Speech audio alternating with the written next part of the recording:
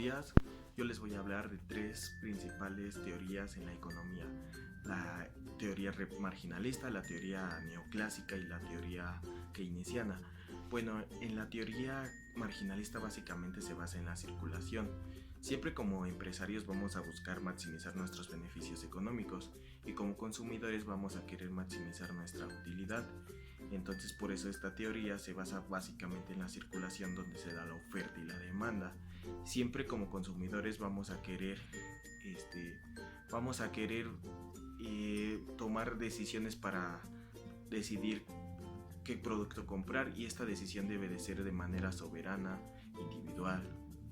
Y bueno, en la teoría neoclásica básicamente se da la competencia perfecta, donde se basa más enfocado al productor, al empresario, porque dice que la competencia va a estar debido a cómo emplees los factores de la producción, y que la eficiencia depende de mucho en esta teoría, y pues la eficiencia es básicamente producir más a bajos costos.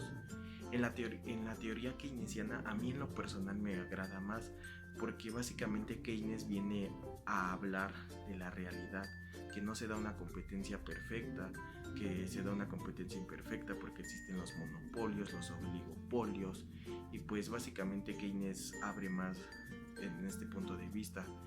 También nos habla de cómo como capitalistas están dispuestos a invertir, bajo qué circunstancias, con tasas de intereses bajas, con mucho más, pues ahora sí que ellos quieren ir a lo seguro para saber dónde invertir, y pues esto depende del Estado. Y pues bueno, por mi parte sería todo.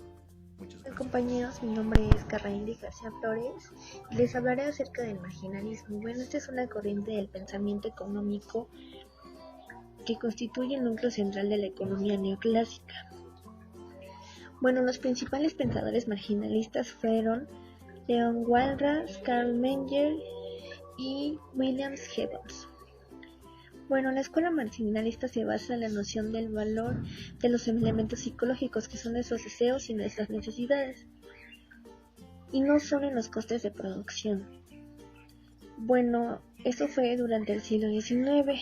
Estos pensadores capitanearon las principales escuelas neoclásicas durante los años 70 en el siglo anterior. Bueno, el marginalista perdió gran parte de su reputación debido a que empezó a ser una ciencia neutra. Bueno, ahora bien les hablaré de los neoclásicos, que bueno, su importancia principal es el dinero, y extendieron el análisis económico en otras situaciones consideradas tanto por los clásicos como los marginalistas, y no solo se basaron en la competencia perfecta, sino también en la competencia imperfecta.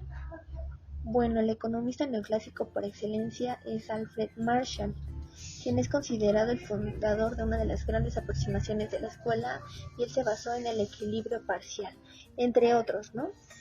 Bueno, y finalmente concluiré con la teoría keynesiana, que él nos habla acerca sobre las inversiones de las empresas, sobre los bienes del equipo, sobre el déficit de demanda, sobre la demanda agregada, la oferta agregada, bueno, el por qué el empleo sube, el desempleo.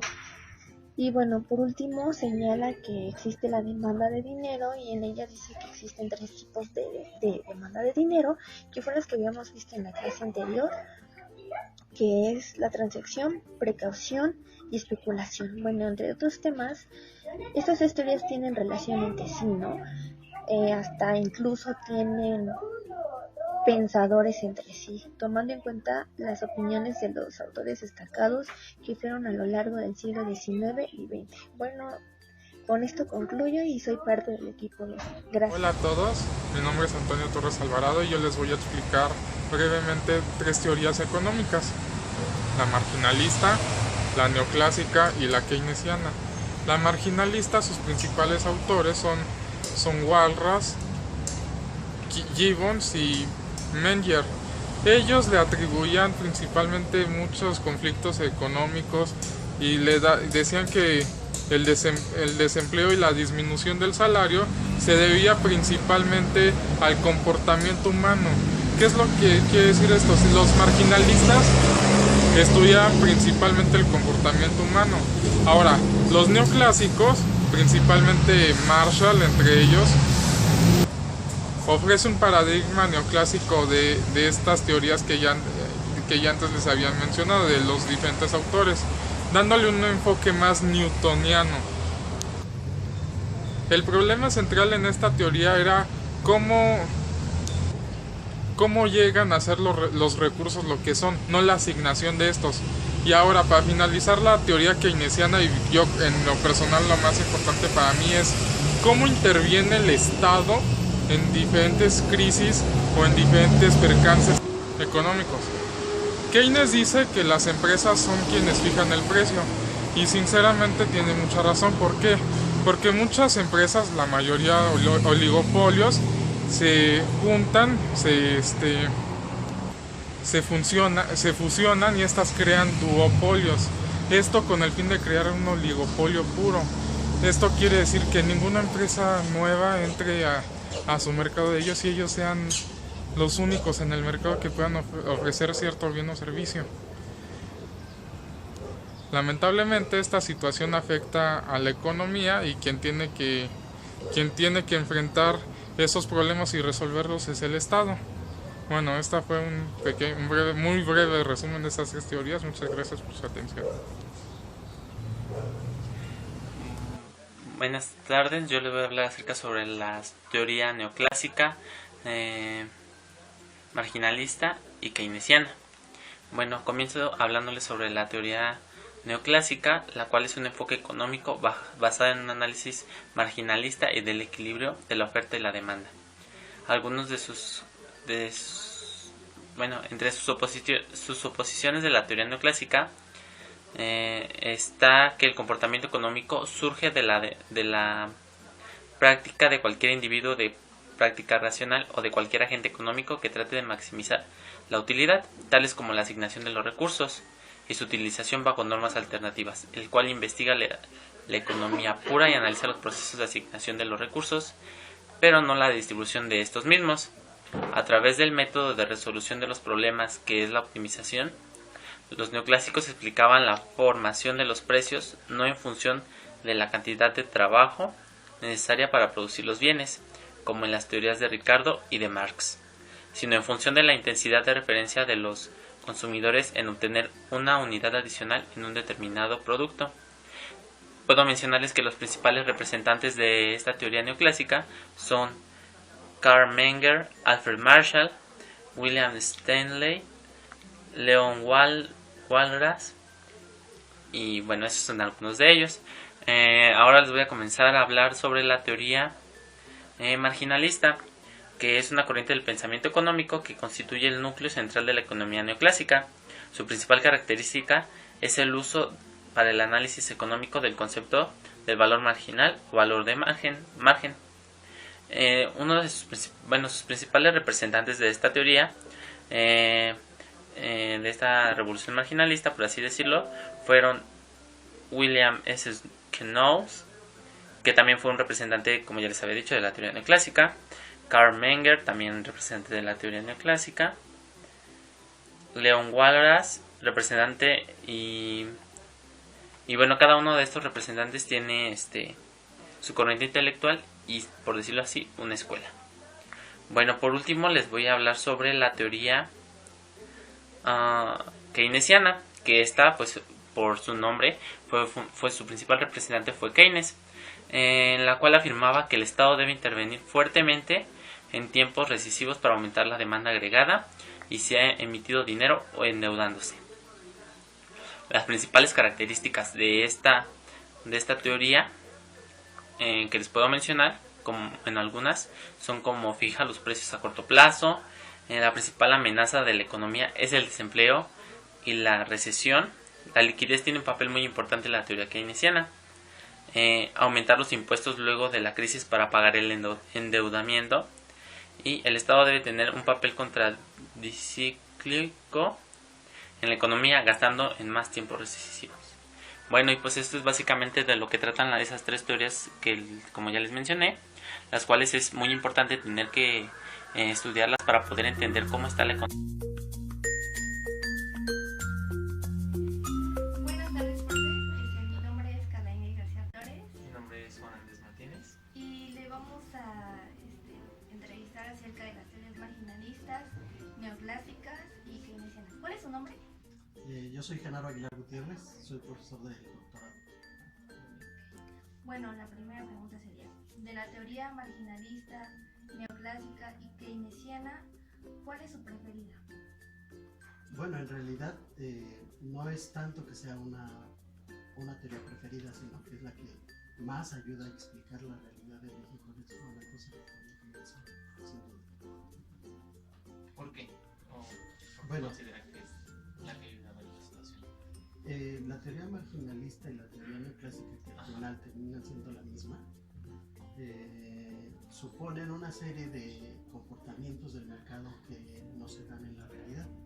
Por ejemplo, suponen la existencia de miles de oferentes y miles de demandantes que, al ponerse de acuerdo en un equilibrio del tipo walrasiano, fijan el precio de una mercancía. La verdad es que los mercados están fuertemente monopolizados y también por esa misma razón los mercados tienen que ser regulados. Entonces la teoría keynesiana es la que habla de la regulación del mercado por parte del Estado. Ok. Y bueno, para una economía en crecimiento, ¿cuál de estas teorías considera usted que apoyaría más el desarrollo de esta? Precisamente la teoría keynesiana ayuda a identificar cuáles son las fuentes de crecimiento económico, cuáles son los motores, cuáles son las variables clave que ayudan a impulsar el desarrollo económico de una nación y también cuáles son las variables que logran que ese crecimiento se haga de una manera equilibrada, es decir, que toda la sociedad esté incorporada al proceso de desarrollo y por lo tanto la teoría keynesiana habla precisamente de los mecanismos que permitirían que todas las familias pobres de un país se incorporen exitosamente al mercado, cómo dinamizar la demanda efectiva y con ello lograr el crecimiento económico equilibrado para todos. ¿Podría mencionar alguna otra teoría de su conocimiento que sea importante, de suma importancia para una economía en desarrollo? Sí, es importante también tomar en cuenta que algunos de los agentes económicos que están en los mercados contemporáneos están siendo considerados en otras teorías, no en la teoría neoclásica y marginalista, por ejemplo como la teoría de la dinámica económica capitalista de Kalecki. Esta teoría ayuda también a identificar cuáles son los jugadores, digamos, si no es que las fuerzas del mercado que obligan a que el mercado se vaya en una dirección o en otra. Entonces es una teoría más bien del tipo de la lucha de clases, es una teoría que identifica cuáles son los mecanismos que están presentes en un mercado y por lo tanto nos ayuda bastante como complemento a la teoría keynesiana. Y bueno, ¿por qué considera que es importante el estudio de estas teorías? Bueno, es muy importante identificar cuáles son los fundamentos, cuáles son los principios de cada una de estas teorías, porque muchas de las políticas económicas que están vigentes hoy en México tienen como sustento, sobre todo, la teoría neoclásica y la teoría marginalista. Entonces, si no conocemos los supuestos a partir de los cuales se fundan esas teorías, es muy difícil que comprendamos porque se toman decisiones como la que acaban de tomar para el presupuesto del año que viene, por ejemplo, de un recorte muy importante al presupuesto público. Esto tiene que ver mucho con la idea de mantener el equilibrio en las finanzas públicas y eso tiene que ver precisamente con la teoría neoclásica y con la teoría marginalista. Conforme a la teoría marginalista, ¿qué autor le gustó más su pensamiento? Desde Menger hasta Jevons, pasando por también desde luego por Marshall, que fue el padre fundador. En cuanto a la teoría neoclásica, bueno, bien se sabe que van encaminadas tanto la neoclásica como la marginalista. Bueno, la neoclásica obviamente su principal expositor contemporáneo es Lucas, ¿no? Robert Lucas y Thomas Sargent fueron los dos principales impulsores de la teoría neoclásica en los últimos 45 años, entonces son los que se debe citar en este caso. Bueno, por lo que leí, decía que la teoría marginalista se volvió después neutra. ¿Por qué? Bueno, en realidad lo que pretendían los teóricos de la teoría marginalista era fundar la ciencia económica bajo la idea de que no hay que mezclar la ideología en la toma de decisiones de la política económica. Entonces ellos incorporaron un gran material matemático, formalizaron las relaciones económicas matemáticamente, es decir, crearon toda la teoría de la utilidad marginal, toda la teoría del producto marginal, donde tú metes funciones, ecuaciones, y aparentemente pues ahí no tienen nada que ver las ideologías, solamente estás formalizando la economía. Pero ese es un artificio matemático para decir que en la teoría neoclásica no hay influencias de carácter ideológico que respondan a intereses económicos muy determinados. Siempre los hay. Y en cuanto a Keynes, cuando escogió los tipos de demanda de dinero, ¿a qué se refiere cada uno? Bueno, se refiere, cuando Keynes habló de los motivos, en realidad los motivos de demanda de dinero, habló de 3 tipos de demanda de dinero. Del motivo transacción, es decir, que el dinero se puede usar para comprar y vender mercancías, del motivo especulación, ¿no? Y digamos el tercer motivo, que se le puede llamar un poco el de la ingenuidad, ¿no? Es decir, guardar el dinero solamente para debajo del colchón como para estar protegido, ¿no? Que en realidad pues es una acumulación ingenua, ¿no? Un atesoramiento le llama Keynes, un atesoramiento ingenuo de capital, porque no te proporciona ningún bienestar tener el dinero debajo de la cama. Entonces esos son los 3 motivos que en la teoría keynesiana tiene el funcionamiento del dinero. Y en la actualidad, ¿qué teoría usted cree que se esté manejando ahorita? Bueno, todas las decisiones del Banco de México y también de la Reserva Federal de los Estados Unidos tienen como fuente de inspiración los principios clásicos y los clásicos de la teoría económica, que es el mainstream el que está funcionando, el que está dictando cómo tomar las decisiones en la política económica en todo el mundo. Ok, profe, muchísimas gracias, en serio, ¿eh? Gracias. De nada, que esté muy bien. Muchas gracias por darnos esta entrevista. La entrevista que les voy a hacer es acerca de las teorías neoclásica, marginalista y keynesiana. Muy bien. De las siguientes 3 teorías, ¿cuál es su preferida? De la teoría neoclásica, marginalista o keynesiana, ¿cuál es la de su preferencia? ¿Cuál considera mejor? La keynesiana. ¿Por qué exactamente? Sí, es la que, dentro de todas las teorías, es la que para mí más se ajusta. No describe totalmente una realidad, pero sí se acerca en microeconomía. Ajá. Para una economía en crecimiento, ¿cuál de estas teorías consideraría que apoyaría el desarrollo de esta economía? De esas 3, ninguna. ¿Por qué no exactamente? Ninguna. Todas tratan el principal problema, lo tratan en la inversión. Ajá. Sí. Y ninguna hace hincapié, dentro de la teoría económica, ninguna hace hincapié en el factor humano. Ajá. Todas hacen hincapié en aspectos técnicos solamente, tasas de interés, inversión, dinero, pero no hacen hincapié en el factor humano, que es el factor determinante para el desarrollo. Ok, entonces podría mencionarme alguna otra teoría que usted conozca o que se adecue a una empresa en crecimiento, a una economía en crecimiento. Ah, sí, por ejemplo, la economía de Finlandia, que se basa en una participación más democrática, donde se le da mucha participación a la población y donde se basan en un sistema educativo más creativo.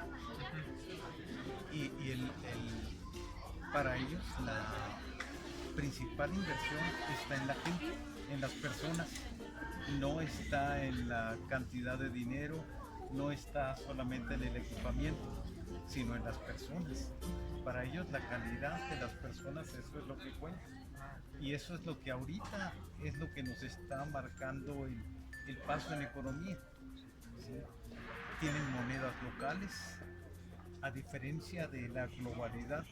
Ellos plantean la localidad sin olvidarse de la globalidad. Plantean la localidad, desarrollar economías regionales, no desarrollar economías globales. Todo mundo plantea, por ejemplo, si tienes una empresa, que tu empresa sea un gigante. Y ellos dicen no, que la empresa genere economía regional, que el peso que tú inviertas en tu región genere economía. Ese peso genere otro peso, no en otro país. Eso es lo que hace. Bueno, le agradezco mucho.